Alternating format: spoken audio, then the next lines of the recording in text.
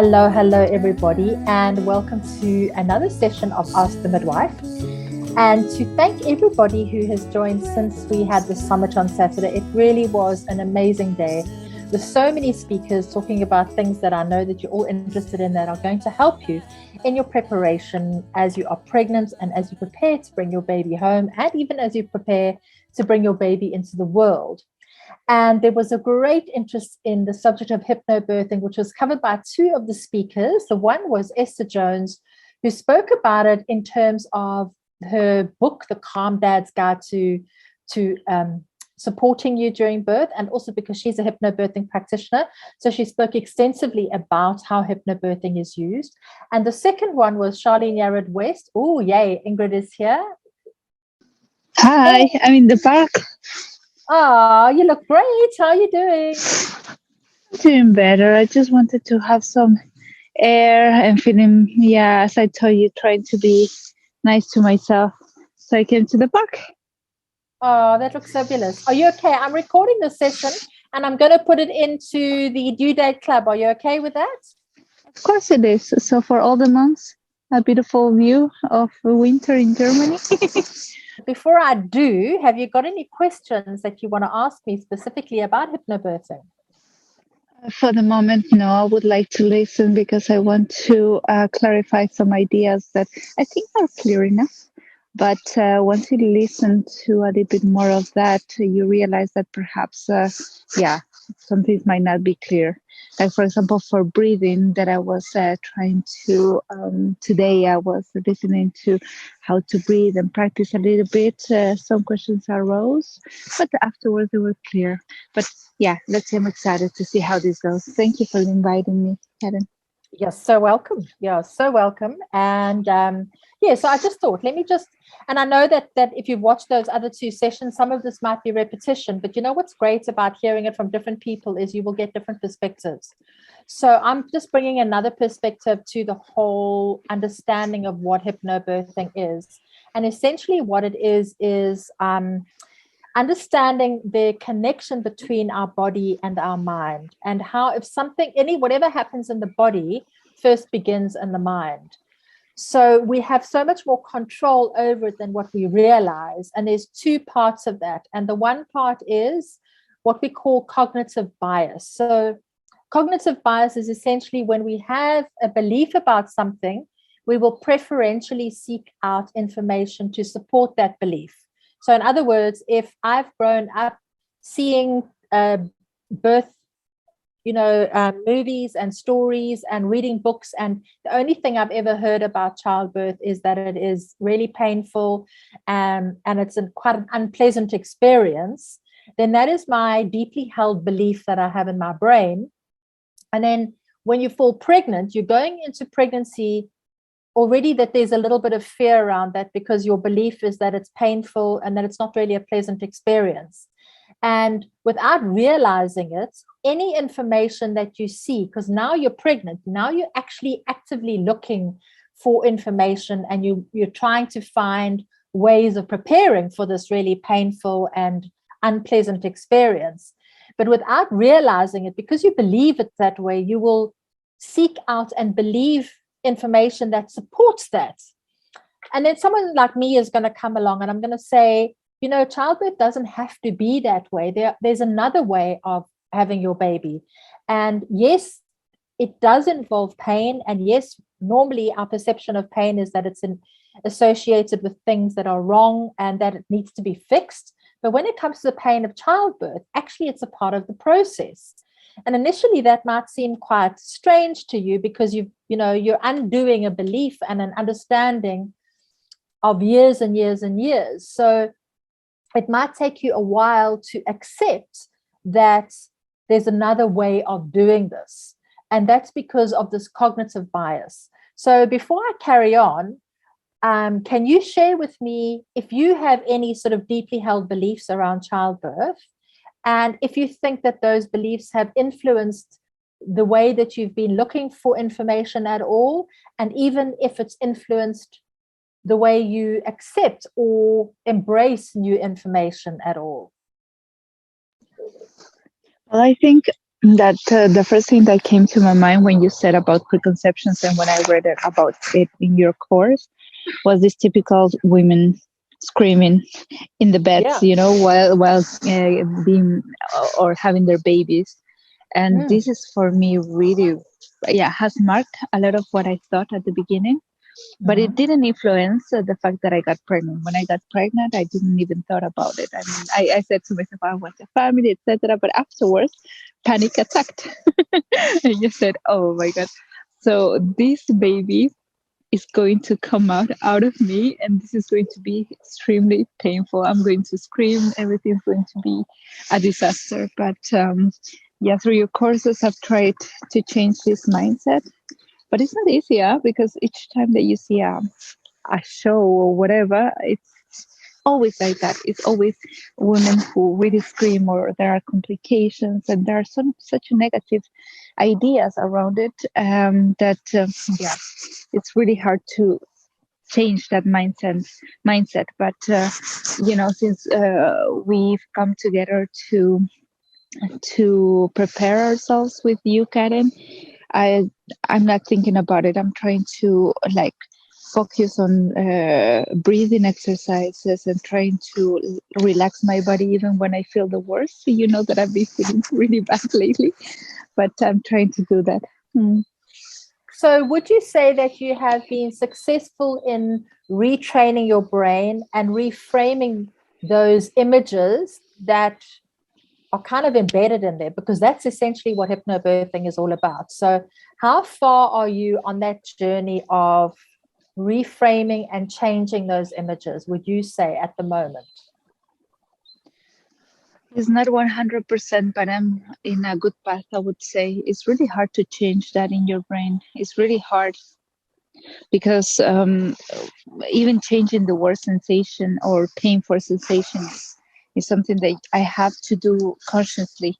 I would hope that at the end of this journey, when I have my baby, I won't think about pain, but strong sensations, and the fact that I am strong and that my body knows what he's doing, and just let go. But still, I'm training myself. It's not a I haven't finished my journey, I would say. Is there still a fairly strong anticipation of pain when you think about going into labor? Is the anticipation of the pain still something that is very present for you? Yeah, at some point, yes. Not as strong as before, but the more I read, the more I try to understand the sensations. But yes, pain is anticipated. Okay.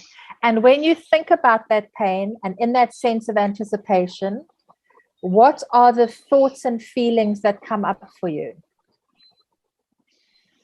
Nervousness. The things that actually, if I may be honest, pain doesn't make me as nervous as it should, but the fact that pain can be related to something that is going wrong. And as you know, I'm in Germany, and my German is not very much, it's not my strength. I've been working in it, but my worst fear is that this pain is associated with something bad, and I cannot understand it. This is my How biggest will you fear. know? How will you know? Because you've never been in labor before, because you've never had a baby before. How will you know if the pain that you're experiencing is associated with a normal labor progress or with something that is going wrong? And that is a question that I cannot answer. I don't know. What do you think? What do you think the answer is? Mm, well, from previous conversations, I would say just by looking at the doctor and see his face or the nurses or the body language, that would give me a good indication if something is wrong or not. But other And than that, I don't know. okay, so that's looking externally for validation and looking externally for reassurance. What about when you look internally? What about when you tune in with yourself, with your body, the way you're feeling, and also tuning in with your baby? Because you know how in the early days, when you still had lots of nausea and backache and all those other things, like there was about a week or two where you felt really bad in your pregnancy. And when you went inwards, even though you felt so bad, there was part of you that knew it was okay, that everything was all right. This was just a part of pregnancy. It was a horrible part of pregnancy because for you, the beginning was very uncomfortable. But were you able to tune in and be reassured that despite feeling so bad, you knew everything was okay, that was just a side effect of all the changes that were happening to support your growing pregnancy? At the end, I got to realize that at the beginning, I wasn't very sure, especially when I got so much nausea, that at some point I had a lot of bleeding and it couldn't stop. But afterwards, it was funny. One thing that you said to me, the worse you feel, the better it goes. And I said, okay. Then I'm doing great. But yes, it took me a while to understand, and a little bit is the science behind it. And now that I have so much reflux, for example, I understand that is the relaxing, and I'm in my last trimester, and that everything is working for my baby to come out of me. So everything's more relaxed, and I have a lot of more pressure. So I understand it. It doesn't cause me fear or maybe the sadness, of course. Who doesn't? But yeah, it's true that with time and with a little bit of knowledge, you get to this part. Okay, so it's all about tuning in and going within when you are faced with something that is either new or unusual, and specifically when you go into labor, because you've never been in labor before. Now, the one thing I do want to reassure you with is that generally, especially for first-time moms, and of course, every labor is different, okay? But I'm giving you what usually happens is that your early labor is very slow and long.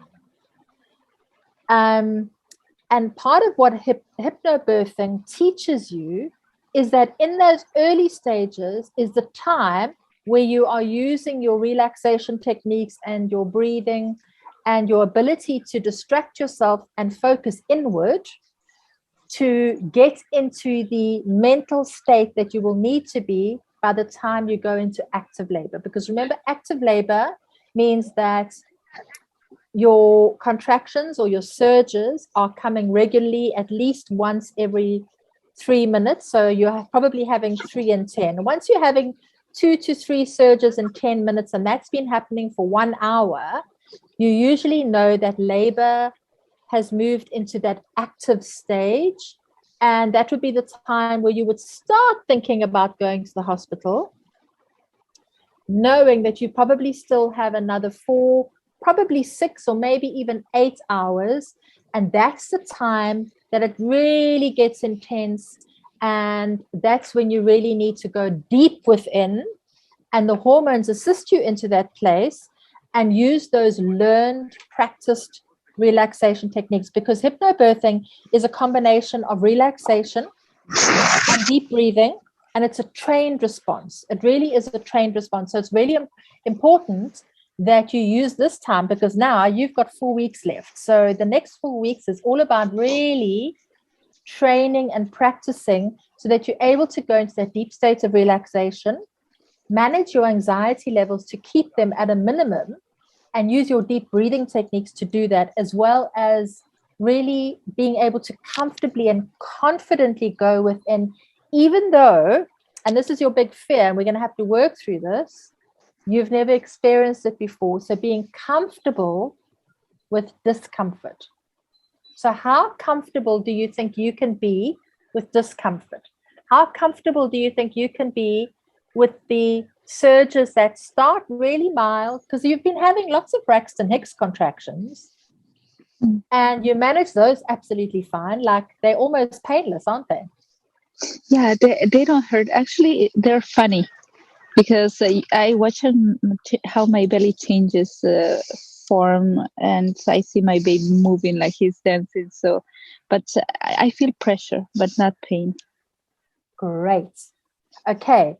So I want you to really, especially now in these next weeks, is to become very aware of when you have those Braxton Hicks contractions, and notice how your belly changes, and notice what it feels like. It doesn't matter if there's no pain, because a truly trained hypnobirthing response would be able to have literally Braxton Hicks all the way through to the time the baby is born. Okay, because a Braxton Hicks is a baby contraction. That's exactly what it is.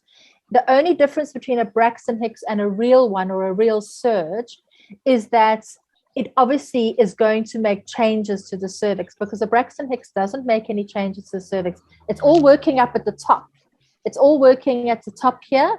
And it's only pulling up enough to just tighten and change the shape and everything. And that's why they're becoming more regular, and they kind of look and feel different now, because you're 36 weeks. When you go into labor, what happens is they're still doing exactly the same thing, but now all the muscles of the uterus are involved, and it's lasting longer, because now instead of just doing this, it's actually pulling up, because what it's doing is it's opening the cervix. So it's an upward motion that you will feel literally from the top of your belly all the way down to the cervix, which is deep in your pelvis. Now, where you experience the pain or the sensation will be different. Some people do literally feel it up at the top. Some feel it more as a lower abdominal, like a period pain, where we sometimes feel across the bottom, just over the pubic bone. And other people feel it in the lower back. Some people feel it in all three areas. But either way, it's in response to the tightening and gentle pulling up and opening to allow the baby to be able to come out of what's presently closed, needs to gradually open wide enough for the baby's head to emerge, which obviously is going to take a long time. It's not meant to happen fast, because it stayed closed your whole life, and it stayed closed throughout your pregnancy. So it's very clever.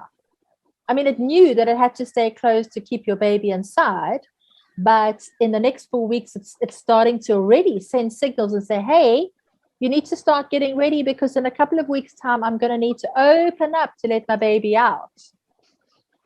And remember, we spoke about how amazing the uterine muscles are, in that they know exactly how to pull up all the way through labor until it gets to a point where it's fully open, and then it changes function and starts pushing down. And that's when you start feeling more pressure. And you mentioned that when you have the Braxton Hicks contractions, you don't feel any pain, but you do feel pressure. And what's happening is that it is guiding your baby into the right position, because you're 36 weeks now. So it's already sort of starting to engage the baby. Still got a way to go, and I don't expect the baby to be engaged yet, but it's definitely guiding the baby to say, hey, you need to start getting into position. That's amazing. It is amazing. It is totally amazing.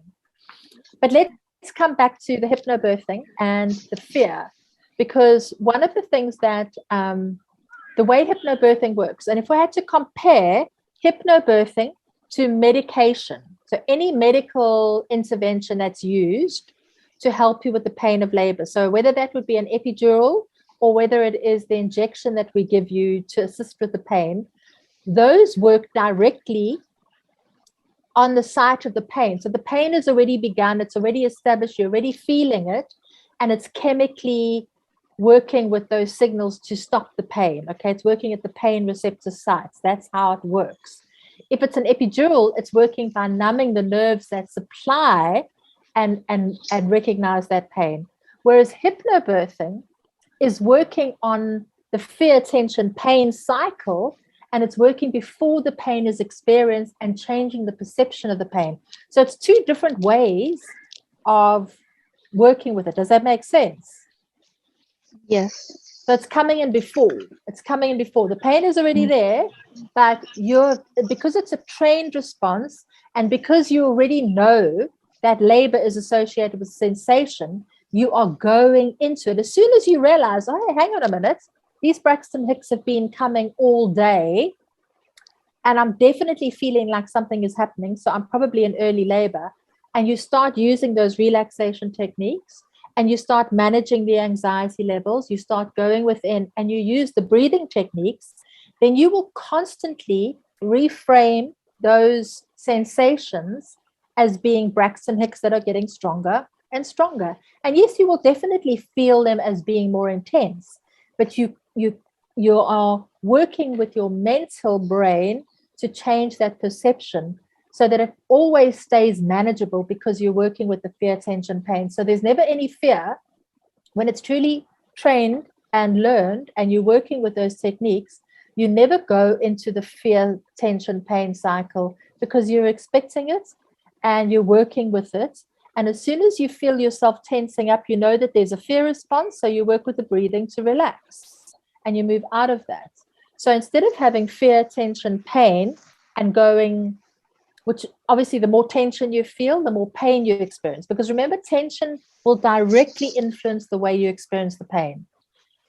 Absolutely, and without a doubt. Because if you are tensing your body, it means that you're also tensing internally. So those muscles of the uterus that are working so beautifully now, and the reason you don't experience any pain when it's Braxton Hicks is because you're so relaxed, because it's not a contraction.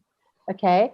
But if you thought it was a contraction and you started tensing up, you would experience pain, because now you're tensing the muscles and they're going into a spasm. And if a muscle goes into spasm, then there's going to be pain because it's unable to relax. So there's a buildup of waste products in the muscle, and those waste products get more and more and more, and that causes true pain.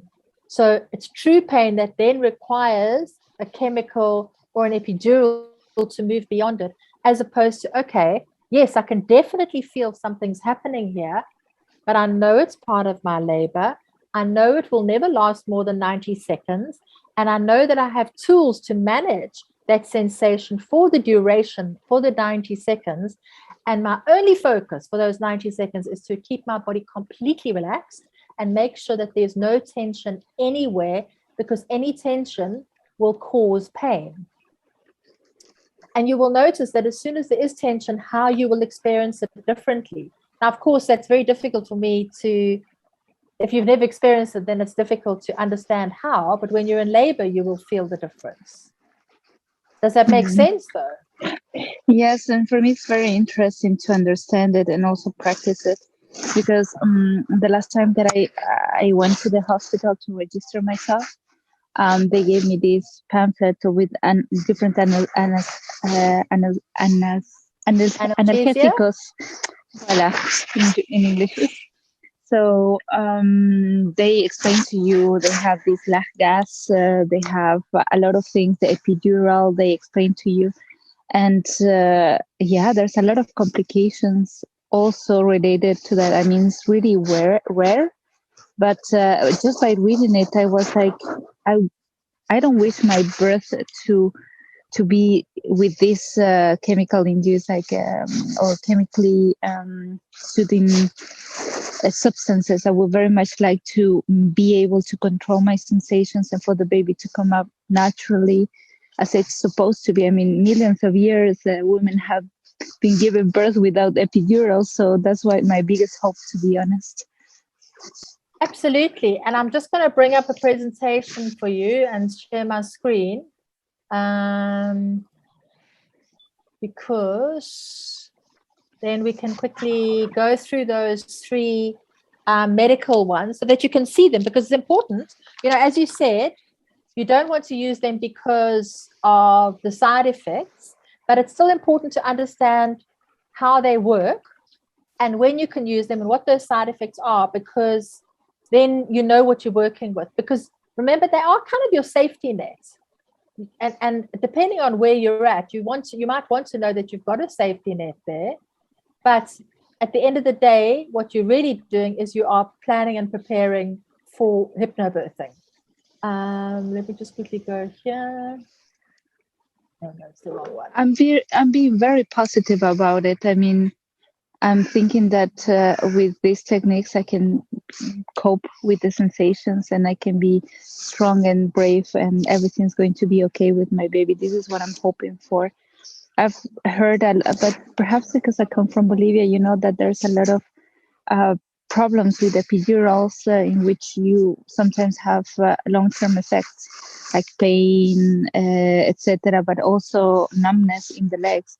So this is something that scares me a lot. There, of course, in more developed countries. I would guess that in Germany this is not a high rate, but still there's a chance.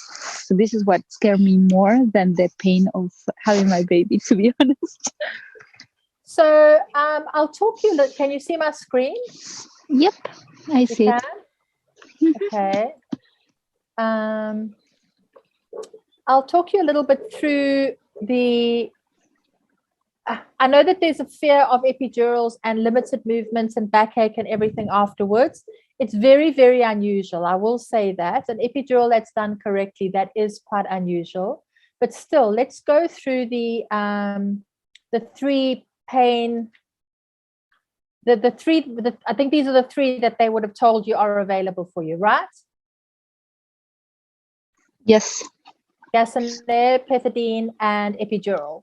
And just to go through them, the gas and air is the one that you can pretty much use throughout your labor, and it's the least invasive, and it's got the least side effects of all of them.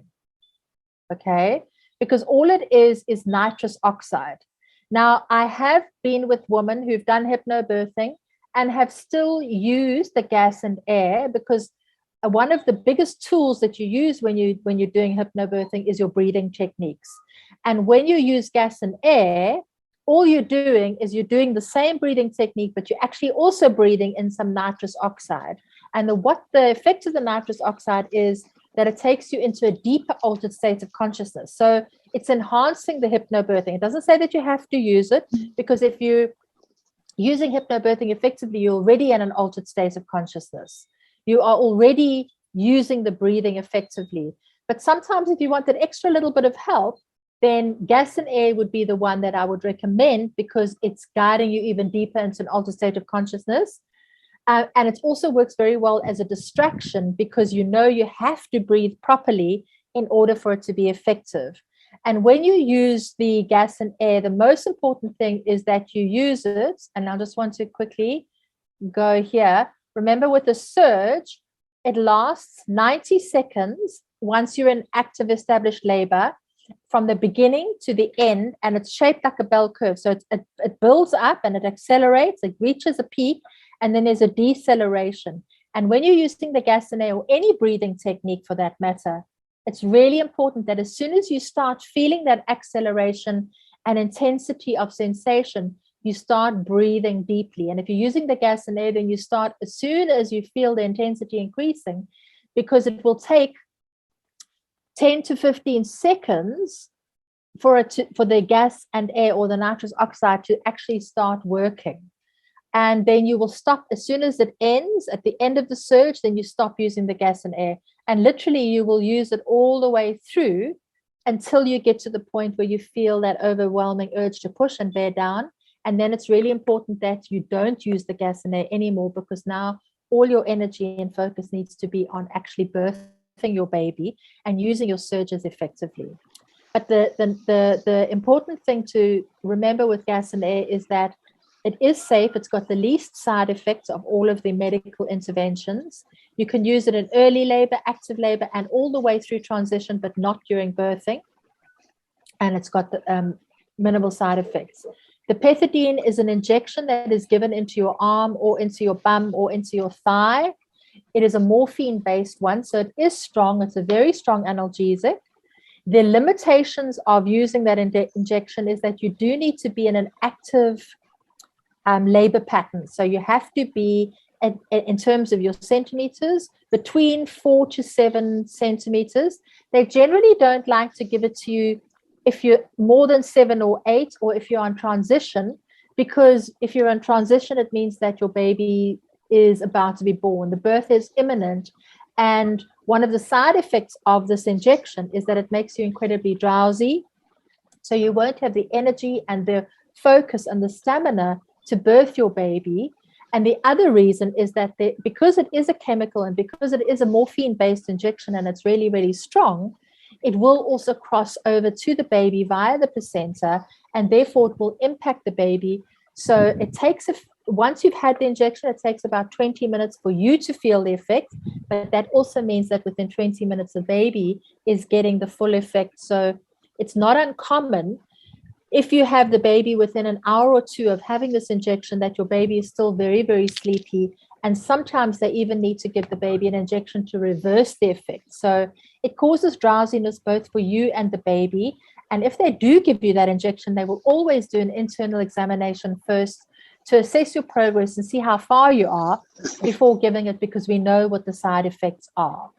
So it's definitely one where if you're trying to avoid any medical intervention, that would be one that if you don't want your baby to expose to any drugs, then that would be a drug that it would be exposed to. It's not that it's dangerous, but wherever you can, you prefer to avoid it.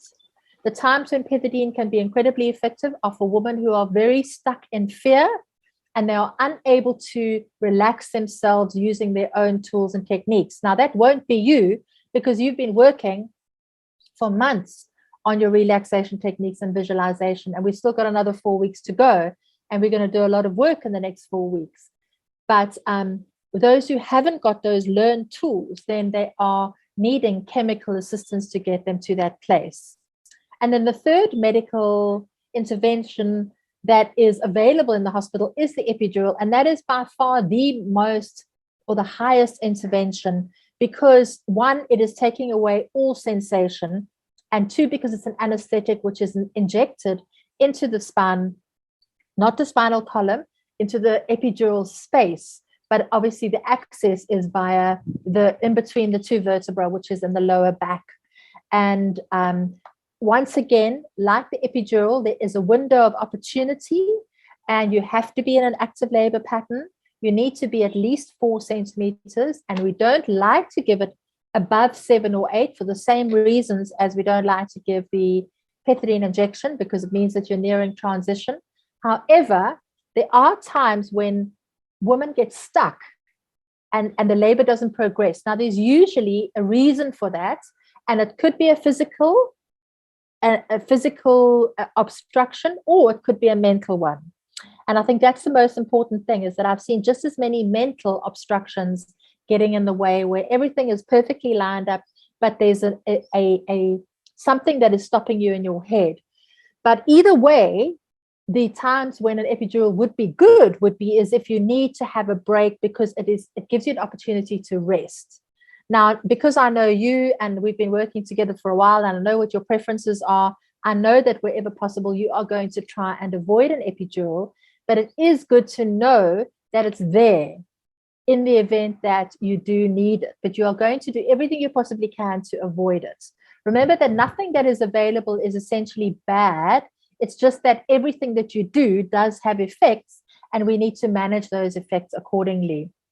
And the important thing to remember is that if you do have an epidural, there is very definitely a loss of autonomy, because you don't have any sensation at all. So you know how I always speak about labor as being a feedback mechanism.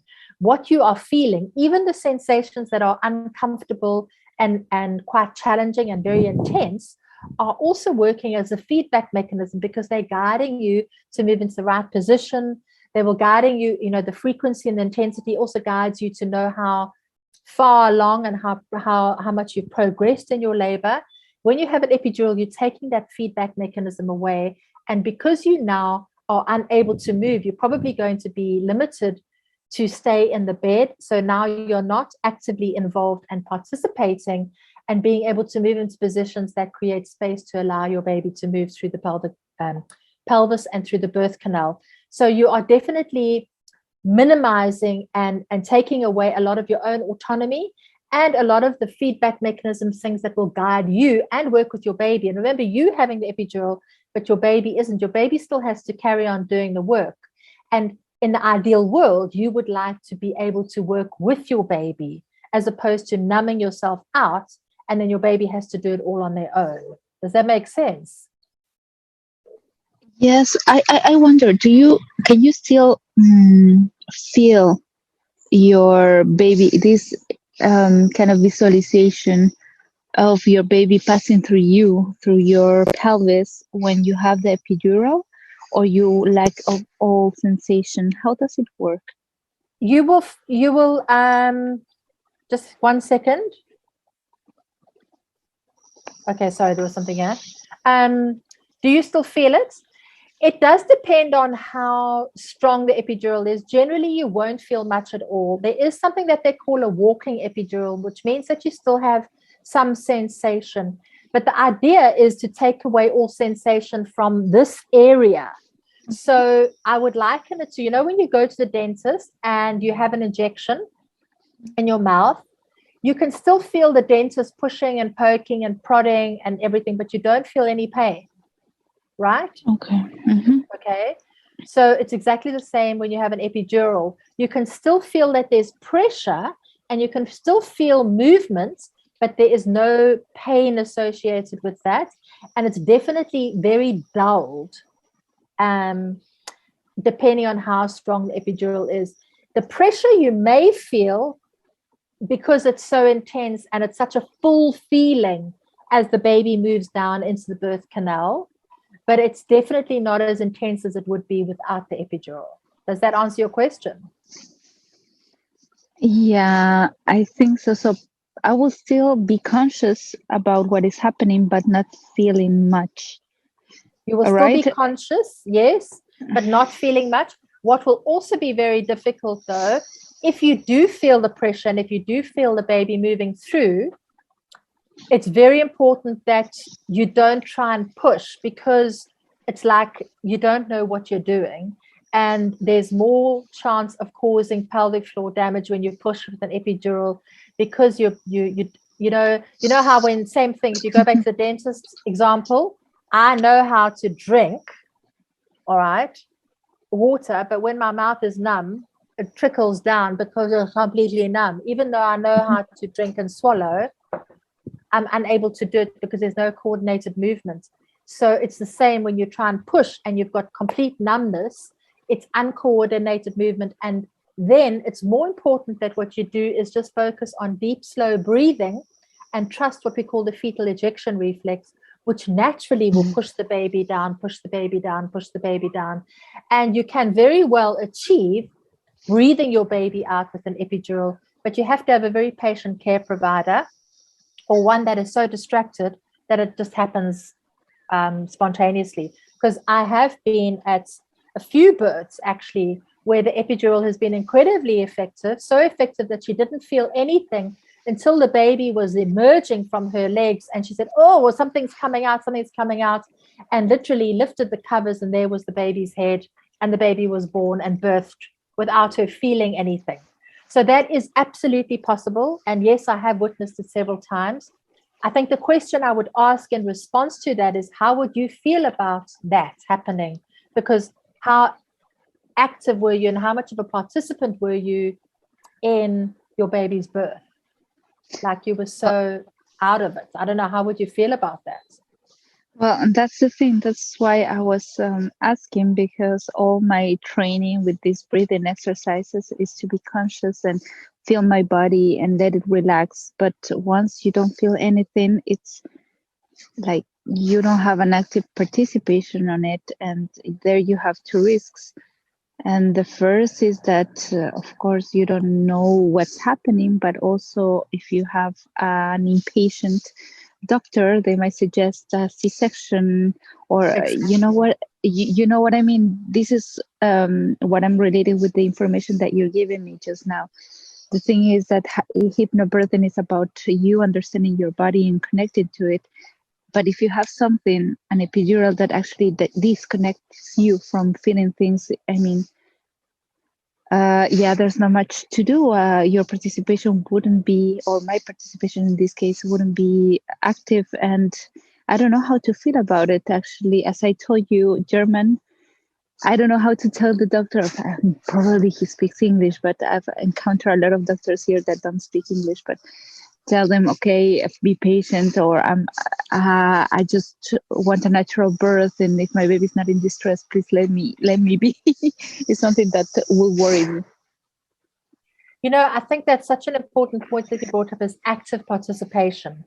And you really do need to be an active participant in your birth, especially if you're hypnobirthing, because when you're hypnobirthing, all your focus is inward, and you are very aware of what is happening in your body, and you are managing those sensations, and you're managing your response to those sensations, and you're not looking externally. So what you said to me earlier was, when I asked you the question, how would you know if something was going wrong? Your first thing was that you would look to the doctors and you would look externally. So we're going to have to shift that a little bit, because actually you want to be looking internally.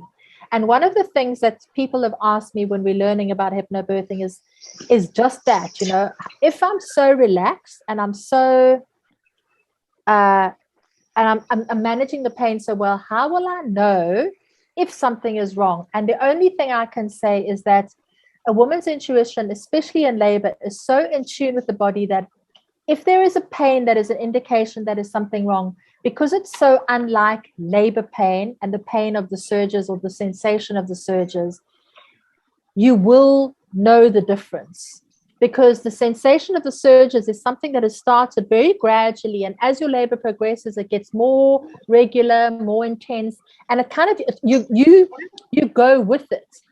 If something is an indication that there's something wrong, so like even the pain of a urinary tract infection or something, it's a very different type of sensation to your labor sensations that you've been having for all those hours. One, because it's consistent, and two, because it's localized. You're feeling it in a specific place. So your body will indicate and let you know that this is different to, even though you've never had labor before, this is something that's a little bit more, that is not in line with what you've been training and preparing for. I think as intuition, I have to trust my instincts. Do you trust it? For the moment, yes, I think so. I'm not quite sure. I'm a little bit indecisive. But for the moment, I think that everything's going perfectly in my pregnancy. So that gives me a lot of strength, mental strength to say, okay, everything's going good. So I trust my body or my instincts, of course. Have you had any situations in your life or even in your pregnancy where you've listened to your intuition and you've been right?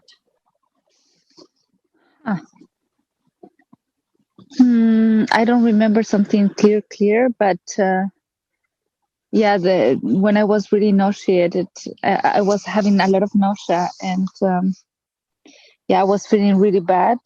And I started to bleed that time that Lucas called the emergency number. He was so scared. I think that I knew that I was okay, and that might be something natural, and that it wasn't something wrong with me. That's a really good example. That is such a lovely example, because that was an indicator. There was a situation where there were two things that were kind of symptoms that would normally cause you to worry, but deep down inside you knew that it was okay, even though there was some bleeding and even though there was such nausea. And you were right. And of course, in a situation like this, you're always going to get it checked out. That's what we do. But isn't it lovely to know that you can tune in and think, okay, I'm definitely going to get this checked out, but there's a part of me that kind of knows this is okay. Yes, there is a voice that tells you that. For example, in all my discomforts, and unfortunately my pregnancy hasn't been the best, but fortunately at the same time, everything's so perfect and normal in my body. And this everyone tells me, my doctor, you tell me that, and that actually reassures also whenever I feel bad that it's normal and that this should calm down. And I really want you to spend a lot of time tuning into that sense of trust in your body in the next weeks, but to make a daily practice of that, because so much of working with hypnobirthing and all the techniques you're going to be learning is about being able to trust your intuition, trust the sensations that you're feeling, trust the sequence of events as they happen, trust yourself, trust your baby, trust Lucas, trust your hospital, trust your doctors, all of those things. Now, I know that we've got a lot of work to do around trusting the hospital and the doctors because of the language barrier. But if we can get beyond all the other things we're trusting, then it's going to be a lot easier to trust the doctor and the hospital, because you are the one who's going to give birth to your baby. and you're the only one who can do it. The hospital and the doctor, well, the hospital is just a place, and the doctor is the person who's going to be there. That you're birthing your baby. And that actually, I don't know who's helping me with this baby. No, you don't. You're going to do it on your own. You are the one who will birth your baby. Yes. This is the thing that I should, and that's interesting because actually, as I don't know who's delivering my baby, I have to trust a lot, not only in me, but also, as you say, in the professionals that are going to help me. So this is a little bit challenging because you think that it will be a more personalized, experience, as saying to my gynecologist, please come and deliver my baby, but she doesn't. So this was quite strange for me, but yeah, now I'm trying to get the idea and trying to trust, as you're saying. Yeah. Can you just give me one moment? I just need to let somebody in. Just one moment. No problem. Oh, no, I can't even see you anymore. Yeah, and my battery is running low, so that's why I'm going to show you. It's like really getting dark, really fast. Yes. But listen, has that given you a little bit more insight? And then I think we need to start some like serious hypnobirthing techniques and learning and practicing. And I know that you've already started your birth vision board, and well done for that. And let's and then we're going to do some audio relaxations as well. Yeah, that sounds really good. Actually, right now, so this session, I just learned something new. I didn't have a question about it, but now I realized that I didn't really get it about the analgesics and etc. So thank you for that. As I said at the beginning, once you get a little bit into detail and discuss about it, you realize that some things are not quite clear. So yeah, that was perfect. Yay, perfect. Okay, we'll keep going. We've got a long way to go. And either way, I'll be chatting to you soon. So go home and do that. And what I recommend is in the, I'm going to just screen share again. So just give me one moment. Are you still able to see on your phone? Yes, I can. I just don't have the camera because it's getting dark, and yeah, I don't have much battery, but I can still see you. Either way, I'm just going to quickly, I just want to show you something in your membership area in the courses. Can you see the screen now? Yes. Okay, in the courses, the Midwife Guide to Pain Management, there's something that I recommend reading before our next chat, and that is specifically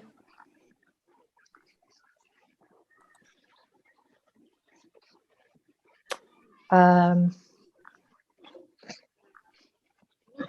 here, understanding pain, really understanding it. Okay, I recommend you understanding this: fear and pain, pressure and pain, pain and the power of suggestion, pain and exhaustion, and the control gate theory, autonomic nervous system inhibition theory, and hypnotic. So that's just a couple of things. Okay, just focus on this first. Yeah, no problem. It's actually the part that I have to follow now. Yeah. Coincidence.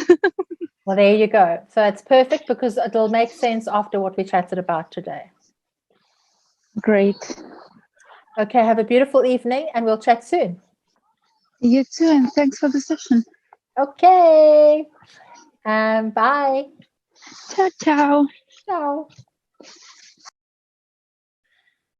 So that was great. That was kind of like what you can expect in these Ask the Midwife sessions. Ingrid came along. I'm actually working with Ingrid one-on-one as well. So we do a lot of other work outside of what we're doing in the Do Day Club.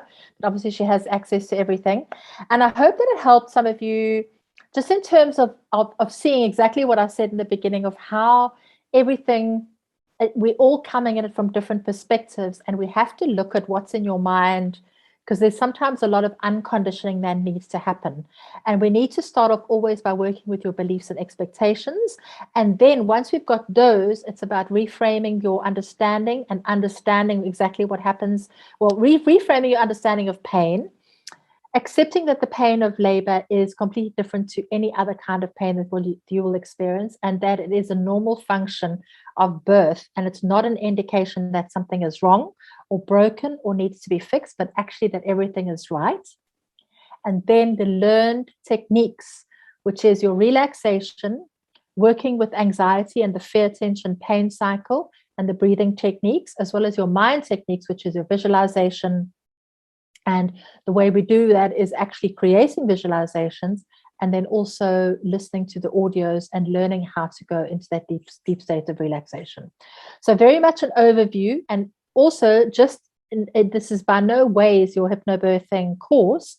It is more support of the other two presentations that were done during the summit, deepening your understanding of hypnobirthing before we actually go and dive deep into actually practicing and learning what hypnobirthing is and how to apply it to your birth.